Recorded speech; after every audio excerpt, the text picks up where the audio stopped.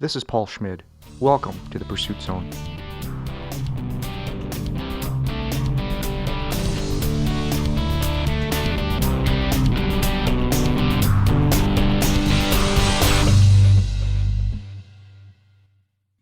In 2015, Adam Sultan ran 15 marathons.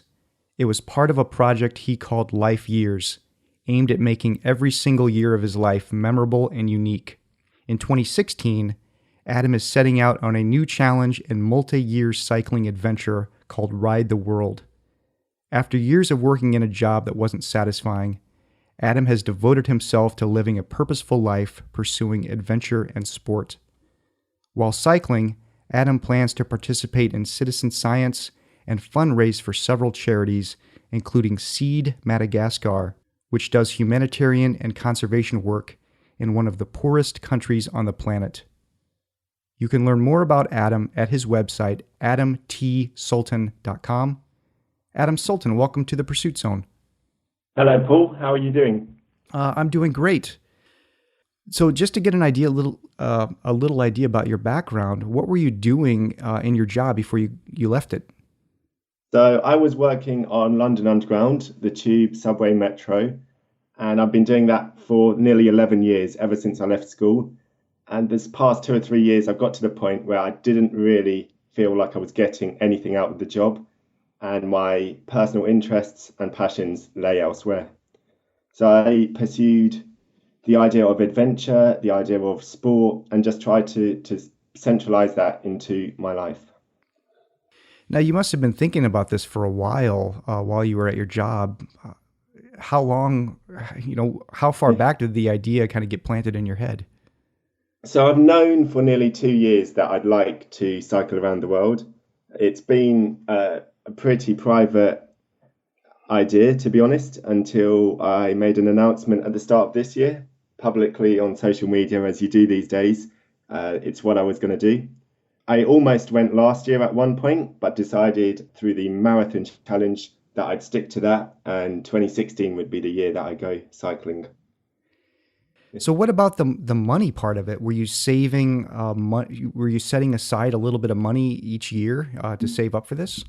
Yes, I mean, cycle touring is a relatively cheap-ish adventure, but you still need some money, of course. So yes, I've been saving for equipment as well as personal spending money just to keep me going while I'm on the road.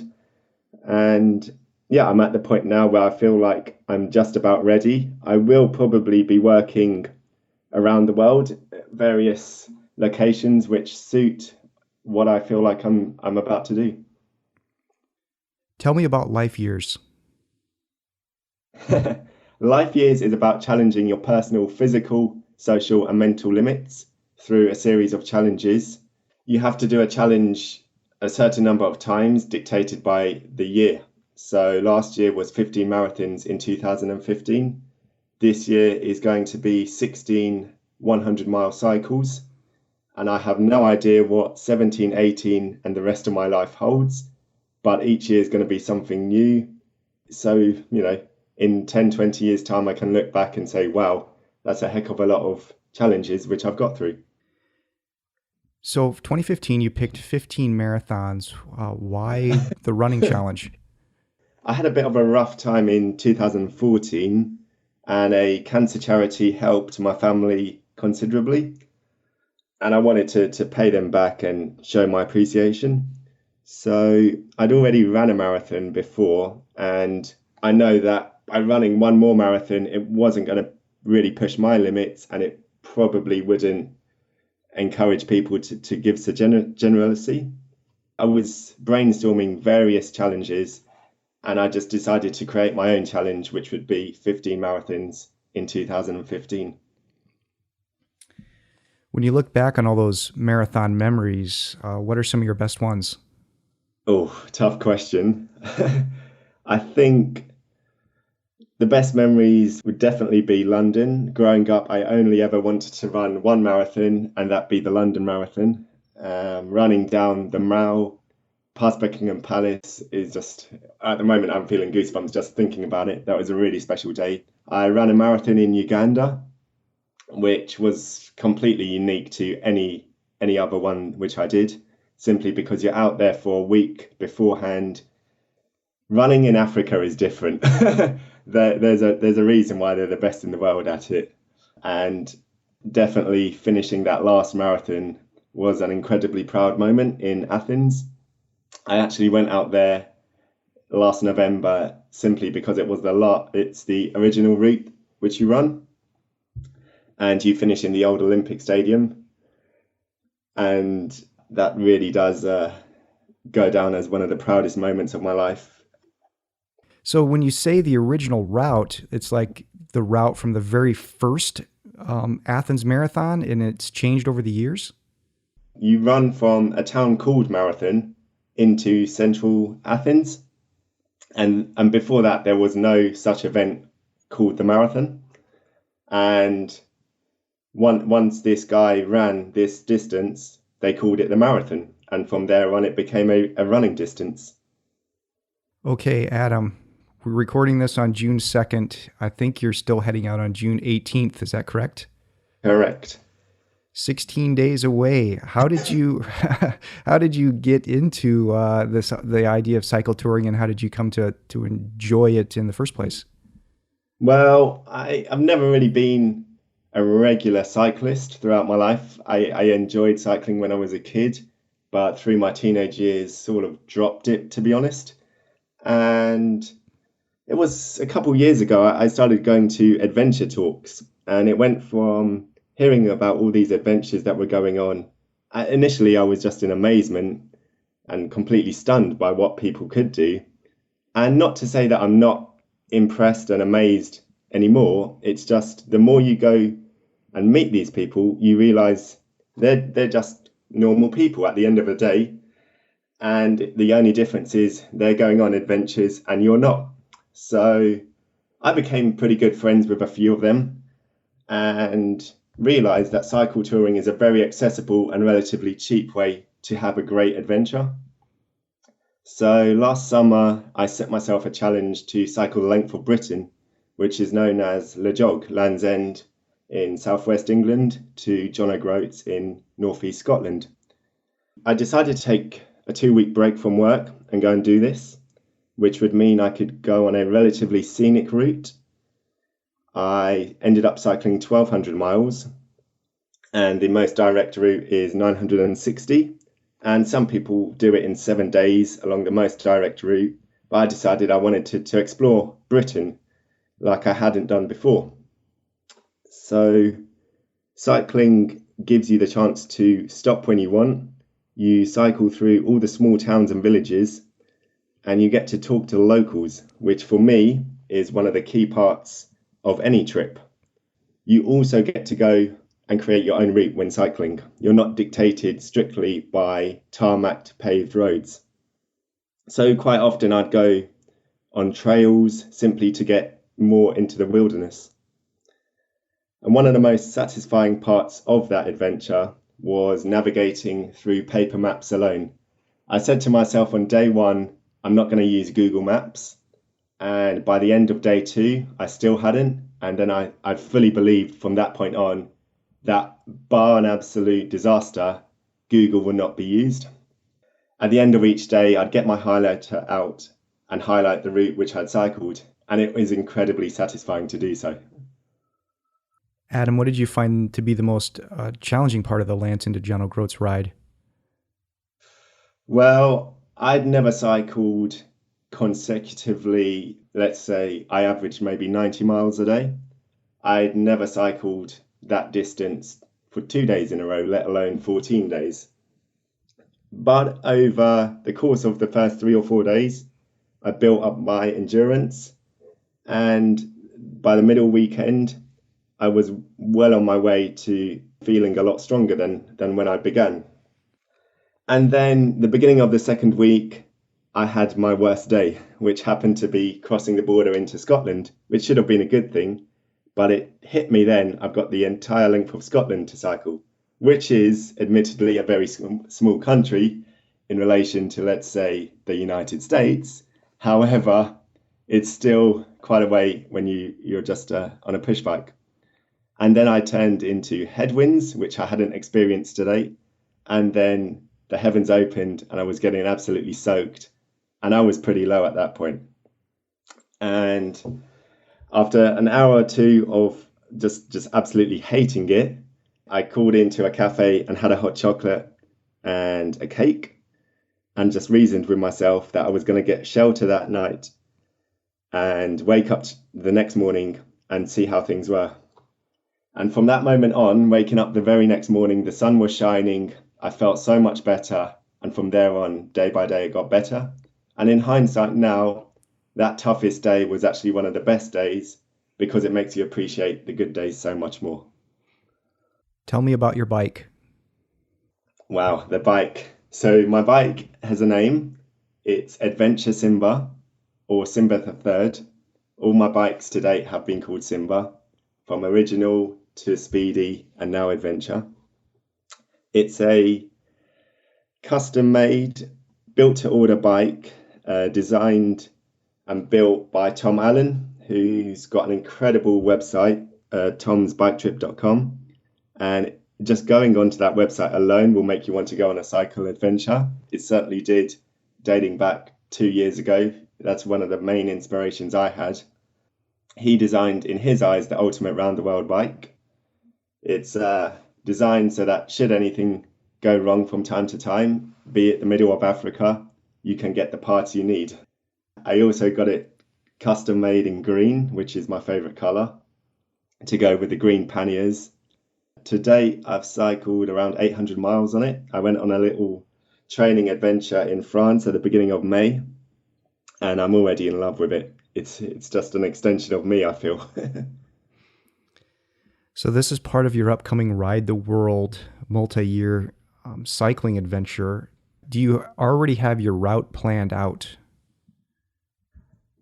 Not the entire world, for sure.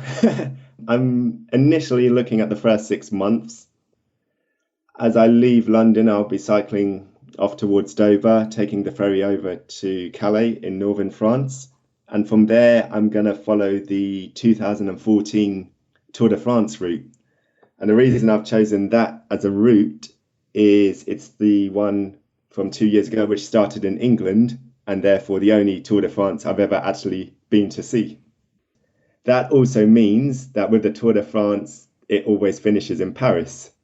And I'm by no means a professional on a lightweight carbon frame. So it's going to probably take me 2.5 months just to get from London to Paris, which is probably a record in being the slowest ever London to Paris ride. And from there, I'll be heading through Belgium, the Netherlands to northern Germany and following the River Rhine down south to Bavaria. And then I'm going to actually pause in the Alps over the winter, and I'll work a season in the Alps, and then probably looking at March, April time next year, head off towards Southeastern Europe. And the big decision I have to make is Africa or Asia. And I don't think I'm going to make that decision for definite until the winter. But I do like the idea of 6 months on the road and then a few months in a set location to reflect on those first 6 months to plan ahead for what's to come in the following few years. Have you set yourself any goals in terms of the number of countries you want to cycle through, or you're just, as long as you get around the world, that's fine with you?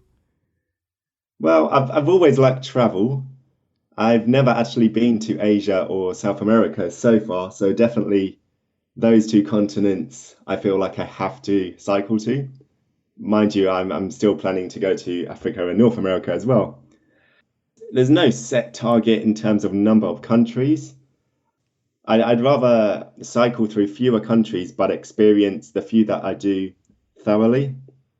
So yeah, I mean, I haven't said no. The going back to your question, the answer is no. I haven't set myself a target for a number of countries.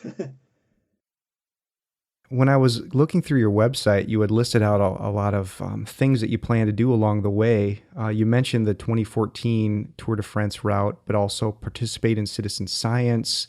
You're going to be cycling through some of the great mountain ranges like the Alps. Around the World in 80 Ways, which I think is a way to do different types of work as you go along your adventure. Sure. Yeah, so Around the World in 80 Ways is a bit of play on Michael Palin's Around the World in 80 Days. To me, Around the World trip in 80 days is ridiculous. I don't know what he saw in 80 days. I mean, it was a great adventure for sure, but I mean, to me, I'm gonna work my way around the world in 80 ways. Majority of those jobs will be voluntary, but it harks back to one of the inspirations behind me going on this adventure.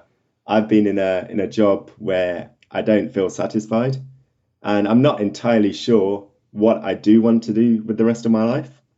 So I'm going to try my hand at a number of different jobs, and I could well end up doing something I don't even know exists at the moment in a place I don't know exists. But if it makes me happy, then that's one of the most important things that you can look for in a job, in my opinion. Participation in citizen science. I had a few friends who stand up paddleboarded the River Thames in England last summer, and they collected samples from the water every morning, and it only took 15 minutes. And through that, they would send back their data to scientists, and therefore they're participating in the conservation of the river. And I feel like I've definitely got a spare 15 minutes a day where I could be doing similar activities. So there's various citizen science projects out there, and you just have to get in touch with the organizations, and they'll let you know exactly what you need to be doing to collect the data. Going on to the mountain ranges, I love the mountains, and I think it would be quite an incredible way to experience mountain life through cycling the lengths of as many of the ranges as possible. I went on a Rockies road trip, the Canadian Rockies, a few years back, and just fell in love with them. I mean, I can only imagine what else there is out there. But the list goes on, Adam. You also mentioned Human of the Week, and then you're going to be raising money and awareness for various charities, not only in the UK, but also in each of the countries that you cycle through, and Right. developing just media projects, photo projects, and sharing your experience through social media. Right. So the Human of the Week is something I guess you can relate to Humans of New York. I feel like I already know a good number of incredible humans, which I'm fortunate to call friends.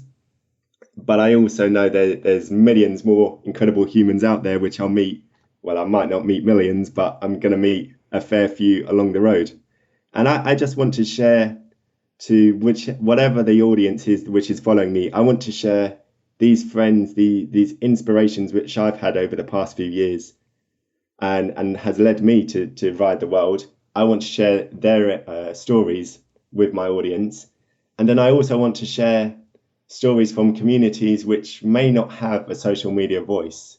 In less developed countries, for example, they might not have, Facebook, Twitter, a website to tell a story. I want to tell their story, almost as a journalist, I guess.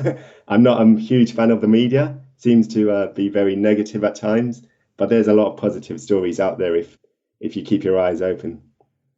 So going on to the charity side of it, I feel like taking on a challenge like this, it would be silly not to try and raise money for charity.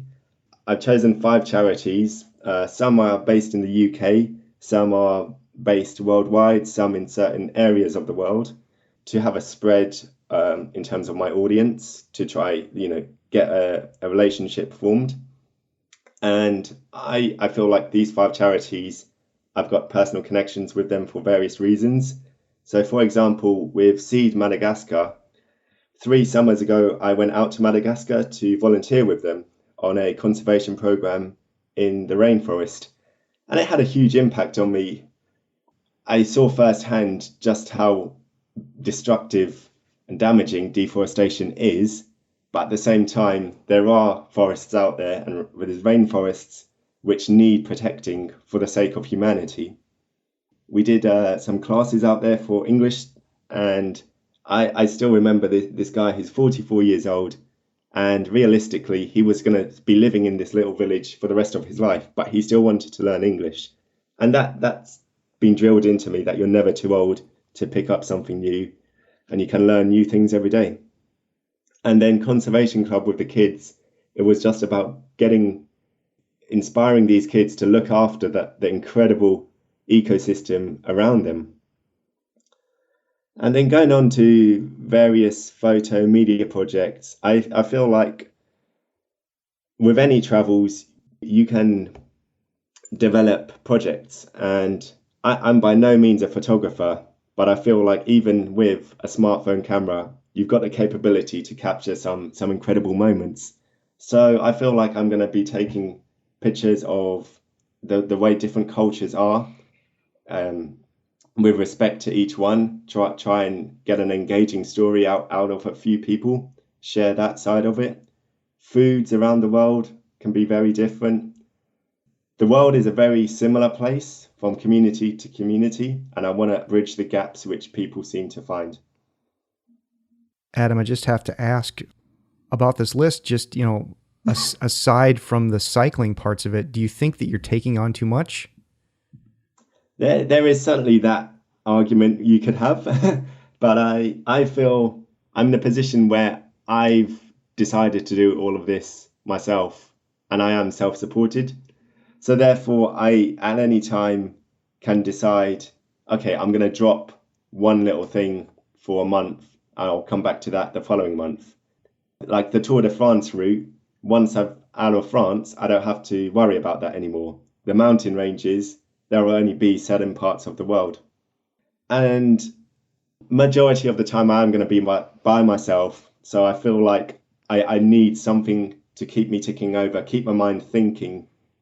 But sure, there's going to be times when I'm sure I feel pretty tired, and all I'll do is pitch my tent, cook up some food, and go to sleep.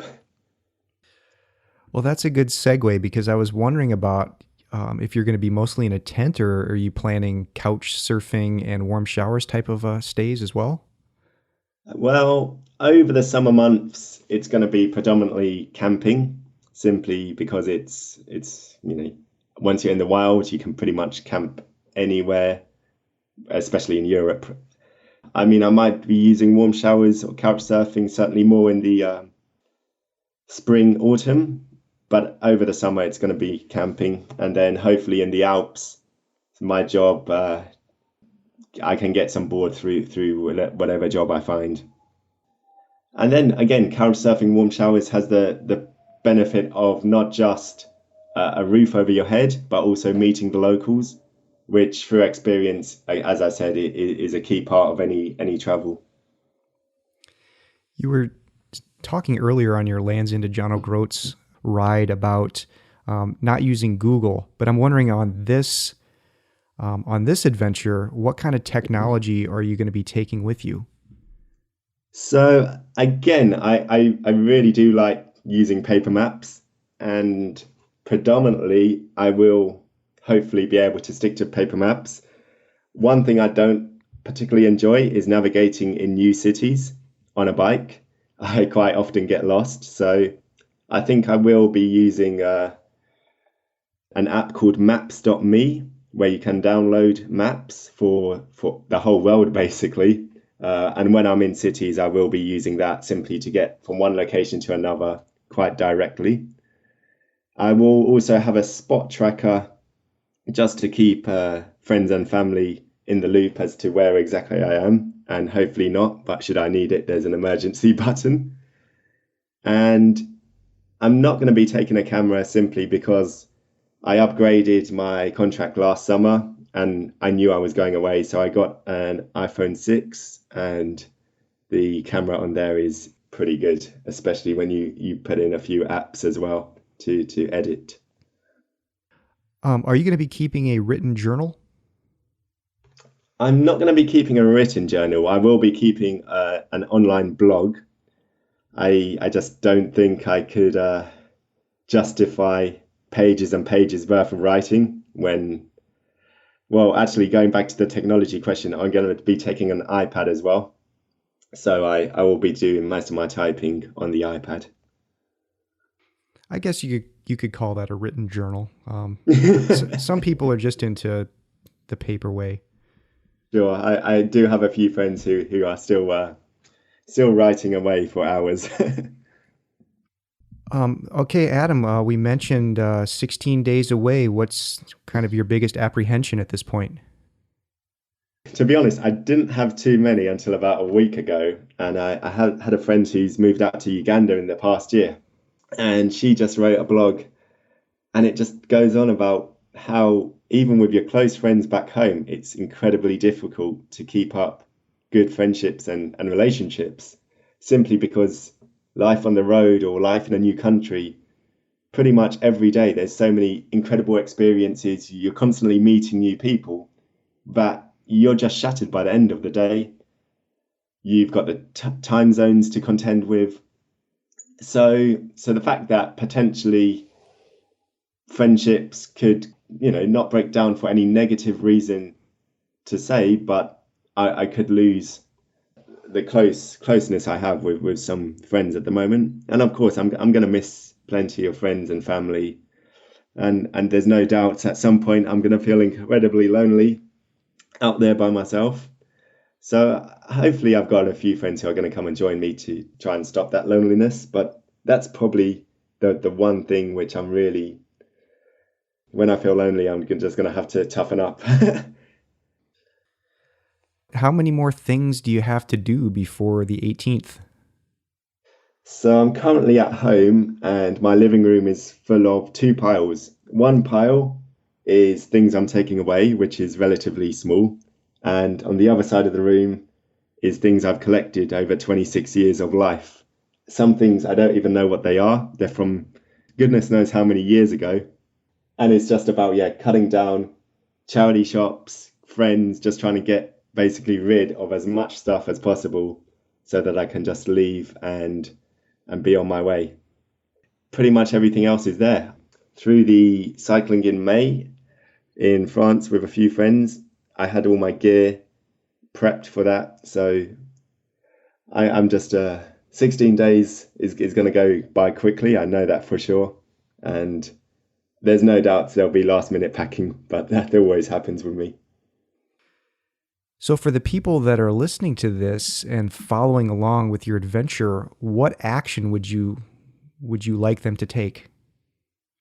Well, I hope that people, if they've got any perceptions of certain parts of the world or certain peoples, I could break down the barriers that they build up themselves or through the media.